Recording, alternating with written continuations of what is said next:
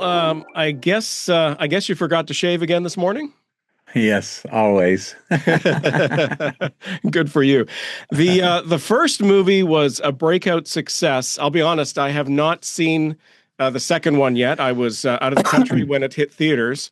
Um, but I know it's a decade later. It's kind of the next chapter. Can you just share quickly what the story's about? Well, the first movie is about me as a kid and my relationship with an abusive father who fell in love with Jesus, and by the time he passed away with cancer, was my best friend in the whole world and the dad I always wanted. This time around, I'm the father dealing with my son who was diagnosed with type 1 diabetes, and he was 2. He's 24 now, and the hardship of being more of a doctor than a parent to him, and just trying to keep him alive, and the strain it took on our relationship, had on our relationship, you know, with every conversation being, "Hey, don't eat this, eat that, take your shot," and learning that it was a struggle for my son as well, and how one of my best friends in the whole world, Tim Timmons, was the timing was so perfect where he kind of saw the strain in the relationship and realized we both had a love for music, my son and myself, and kind of helped bridge that relationship. And in the midst of that and all the depression and the things I was struggling with, Tim and I wrote the song "Even If," and that's what the whole movie's about, is how that song came about, and just the season we were going through for a song like that to be created. If you both have this love for music, I suppose that you're very similar, and probably that's the reason why you were butting heads a little bit.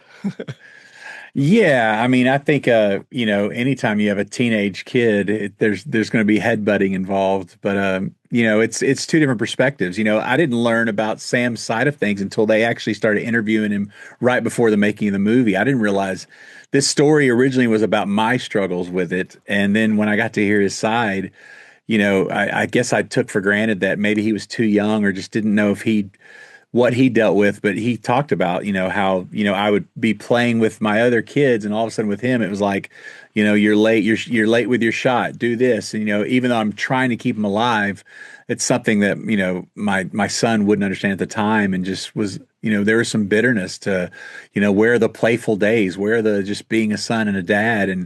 And I was in such a bad season of depression and just so scared that I was going to break my kid even more, that what I thought might have been noble was anything but from my son's perspective. And so, yeah, definitely some headbutting. And it was our mutual love of music is that kind of what brought us back together, and to where, if we weren't on the healthy side of this story right now, the movie would never get made. And it's been a joy to kind of walk back through it together with my son now that we're in a healthy place, and to look back. The best thing I love is when we do interviews, he'll say, "Man, I'm watching this person portray him in the movie," and he'll say things, and Sam's like, "Now I look back going, what were you thinking? My dad was right." And I was like, "Yes, say that loud and proud," Yeah, yeah, and exactly. but the older your kids get, they come back on your side, on your team, so to speak. And he's old enough to, I'm pushing hard for grandkids, so he's old enough to be a dad himself, and he sees it in a different perspective, like we all do. Yeah. I suppose as a father, I mean, I can relate as well. I've got two kids. They're just in their early 20s, and each one of them, completely different. And it kind of drives me nuts because I see in my daughter, she's so much like me, and my Yeah. son just drives me nuts sometimes. You know what I'm saying? I mean, I've always learned the ones that are most like you push the buttons the worst. And my wife called me out on it because I have a daughter, and I always say she's just like me because she's a pretty cool kid. And then I've got a couple of my sons push my buttons, like, it drive me crazy. She goes, your daughter's what you want to be. He goes, your sons are what you are. And that's why they're pushing Yeah, your buttons so hard. And I was like, yeah, exactly. probably some truth there. She's the cool Exactly. version of me. Now, I would have thought that an established Christian artist such as yourself would have it all together already. Yeah, that's true. Yeah, we definitely have it all together. No, man, the reason I'm a Christian artist is because my therapy is working out all these hard things through, like, songwriting is my therapy. And it's people are like, "Oh man, you write these songs that bring us hope. And I'm like, it's a little more selfish than that, honestly. Like I write these songs for myself, and the second they connect, whether I'm on stage or on radio, it reminds me that I'm not alone, that there are people that can relate, and there's something intoxicating about that to be able to connect on that level. I mean, the songs that mean the most to me are the songs that have gotten me through some of the hardest times of my life. Like the day that I say I have it all together, I feel like I'm going to dry up and not have any more songs to write. Yeah, exactly. With songwriting and I guess recording, touring, and everything that is involved in that part of your life, how do you find time to get involved in a movie? That's a great question. It took some planning, and then as much as you plan, it still doesn't work out perfectly. Like most of this film was done while we were on tour. So Thursday through Sunday every week, I'm on the road.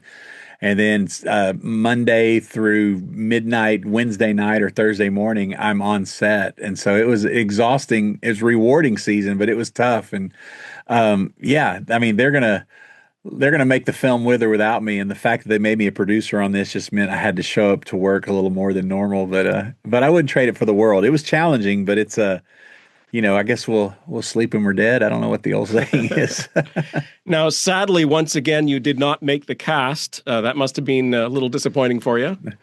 Yeah, I know. I don't know if I guess I don't have a face for Hollywood or whatever, but yeah, it's like a face for radio. I know what you're talking right? about. Yeah, most of the guys got their little cameo shots. I never got one, but I was okay with that. There is a photo of me, my eighth grade yearbook photo is in the background, and they've scribbled like mustaches and all stuff all over it in the dressing room. That's as close as I got to making an appearance.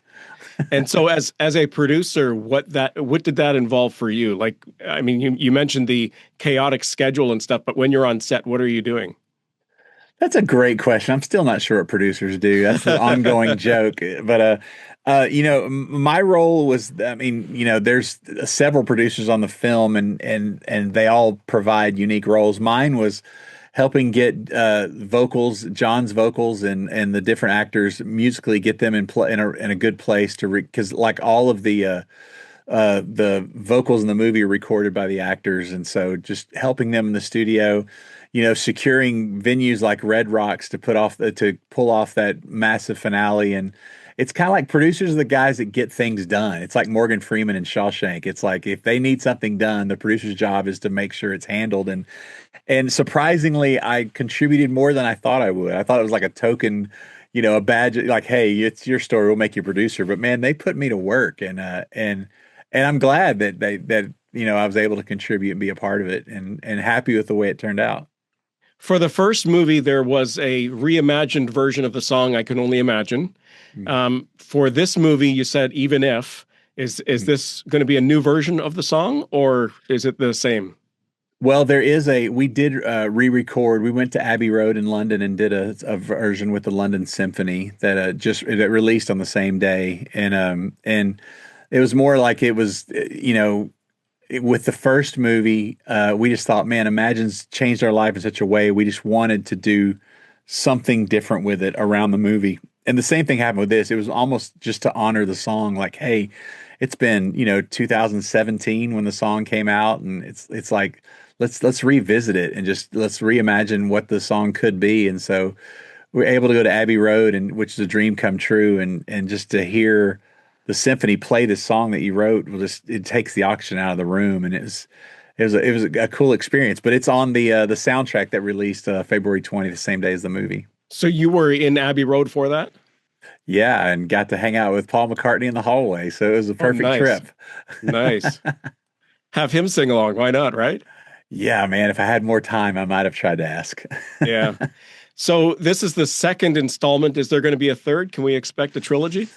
I don't think so, man. I think we've had enough of Mercy Me, but I never thought there'd be a second. So I don't know. I will be as shocked as anyone else if there was ever a third, and I'm just gonna enjoy this ride and assume that this might be it.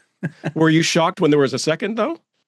I was. It was Cindy Bond, who was a producer that got the first movie off the ground. As soon as that movie released, she had a personal attachment to the song "Even If" and wanted to make a movie around the song, not knowing where the song came from. So we were looking for like fan mail or some kind of story that we could build off of just to create a movie. And in the midst of that, the screenwriter, we were talking, he was like, where'd the song come from? And I explained to him my relationship with Tim Timmons and my son's diabetes. And he was like, that's the movie. That's, and what if, how crazy would it be if we literally got the band back together and used the same characters and made it kind of a sequel?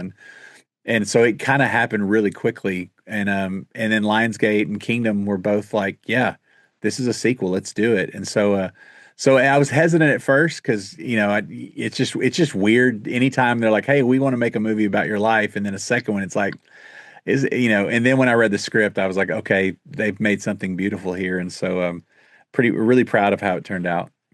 Time frame wise, pretty close to a decade. Mm-hmm.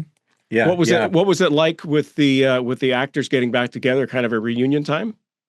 Yeah, we were pretty giddy. Like we became really close in the first one with the assumption that we're never doing this again. And so we made lifelong friendships, but we're just fortunate to see each other on the road or, just hoping that we get to run into each other. And when I heard the film looked like it was going to happen, I remember calling John Finley, who plays me, and I was like, hey, dude, your best performance, your best acting is going to be you looking surprised when they tell you, because I'm about to tell you first and they don't want me to, but we're making another movie. So you better act like you don't know. And he was like, it was an Oscar performance. I totally acted like it. And we were really giddy and just to spend that much time together when we thought it wasn't going to happen. And so this time around, I think we understood the mission of enjoying every second and not taking it for granted and had a blast.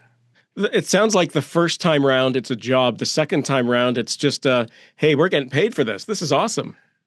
And it's kind of, and that's kind of what life is like. If you get a second chance to do something, I think wisdom and age, you tell yourself, you know what, enjoy it this time around, and we really have. And that goes with our whole Mercy Me career. We've been doing it for almost 32 years, and which is crazy. And so we've been on borrowed time for a long time, and so we've learned to enjoy every second. And this movie was no exception, man. We cherished every minute, and we're really, I mean, it was weird when the movie released on Friday. It's that we had the premiere, and it was kind of like we mourned the fact that we probably won't be in the same room together again the way we are, but then celebrate the fact that it's kind of just beginning. People are finally seeing what we worked on, and so it was a bittersweet weekend.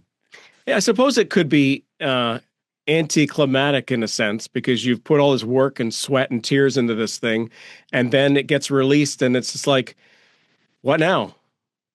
Man, it's it's the same way when you finish an album. You put all this, effort for however long, for years into a project. And people talk about there's like this post depression when you release a project or finish just as some big undertaking. And the second we release an album, the second the movie released, there's just this moment of quiet to where you're like, it's like the day after Christmas. It's like, oh, now what do we do? It's like it's all built up to this, and you kind of get into a little bit of a funk, and so you just kind of tell yourself just to sit back and let people, discover the movie or the album or whatever it may be, and let them enjoy it. And this is the calm before the storm for us. Our tour starts March 12th, so we've got a couple of weeks before we start gearing up for that. And so I'm just trying to find time to sit still with my family and enjoy the quiet for a second. I suppose when you use that analogy as, comparing it to music and an album, the difference I would suspect is with an album, you've recorded all these songs, but these songs are almost old now. You know what I'm saying? You've recorded these things, and now you go on tour and you got to perform these songs, and they seem old. They seem like, oh, we did this a long time ago now, because it takes so much time to put together an album, to record the songs and then tour with the songs. Whereas with the movie's done. I suppose to a certain extent, you could look back and say, oh, I wish we had done this, or I wish we had done that. Like any regrets or anything like that? I guess it's too early to tell for that. Yeah.